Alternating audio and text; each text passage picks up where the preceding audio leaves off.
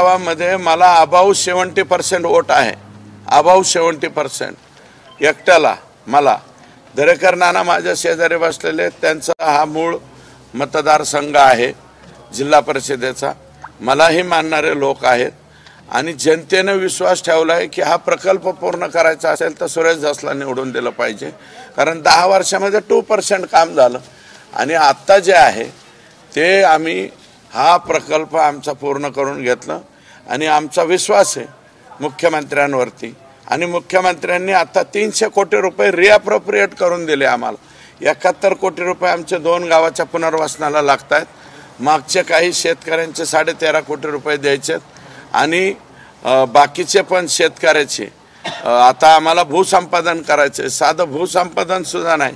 मध्ये एक 48 हेक्टर केलं होतं, ते मी केलं होतं आणि त्यातले 13 हेक्टरचे पैसे अजून द्यायचे राहिलेले. तर ते पैसे सुद्धा माननीय मुख्यमंत्र्यांनी सभागृहामध्ये सांगितलं की कुंटेफळ साठवण तलाव आणि शिंपोरा पाईपलाईनसाठी मी 300 कोटी रुपये दिले. आत्ताच मला ACS साहेबांचा फोन आला होता की ते आमचं रिअप्रोप्रिएशन फायनल होतं आहे, उद्यापर्यंत हे होतील आणि परवापर्यंत पुनर्वसनाचे पैसे द्यायला कलेक्टरांकडे पैसे येतील. अण्णा, सीना प्रकल्प देखील असंच तुम्ही जीव तोडून काम केलं होतं, मात्र तुमचं नाव हे सगळं कुठे या सगळ्या प्रकल्पामध्ये आलं नव्हतं. हे पहा, सीना ते मेकरी ही योजना 97% मीच पूर्ण केली.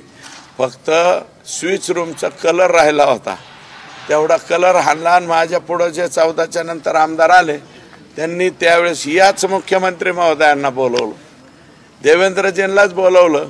वाईट त्यात मला एवढं वाटलं होतं की मला त्या कार्यक्रमाला निमंत्रित सुद्धा केलं नव्हतं.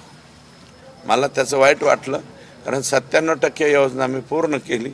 आता ती योजना कार्यान्वित झालेली आहे. ही योजना वेगळी आहे.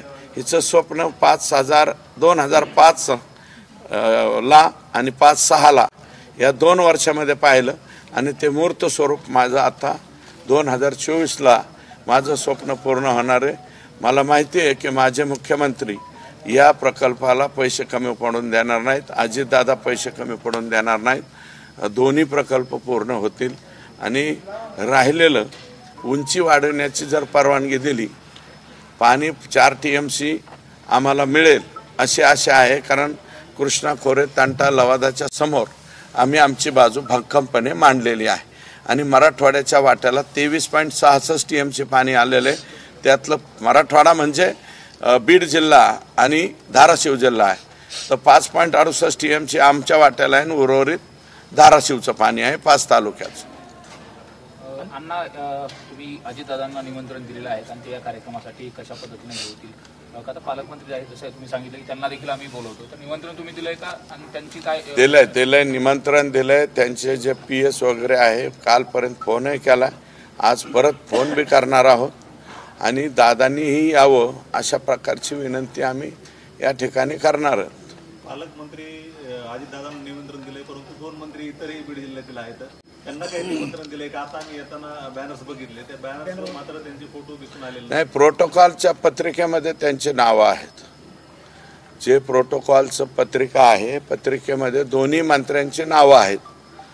पत्रिकेमध्ये नाव असल्यामुळं बाकीचं काय सोंग ढोंग. आता हे पोरं सोरं पोस्टर लावत असतात, ते काय पोस्टर मी बघत नाही कोण लावतोय काय लावतोय पोस्टर. आता एवढ्या खाली परत नेऊ नका ना. मी दुसऱ्यांचे पोस्टर बरेच दिवस चिटकवलेले आहे, त्यामुळे आता मला परत पोस्टर चिटकवायला लावू नका अशी माझी विनंती. अण्णा, सरपंच संतोष देशमुख हत्या प्रकरणाला 55 दिवस झाले. कृष्णा आंधळे अजून फरार आहे. त्यांचा घातपात झाला आहे किंवा ते पुरावे जे आहेत ते नष्ट करण्याची भीती जी आहे ती आज धनंजय देशमुख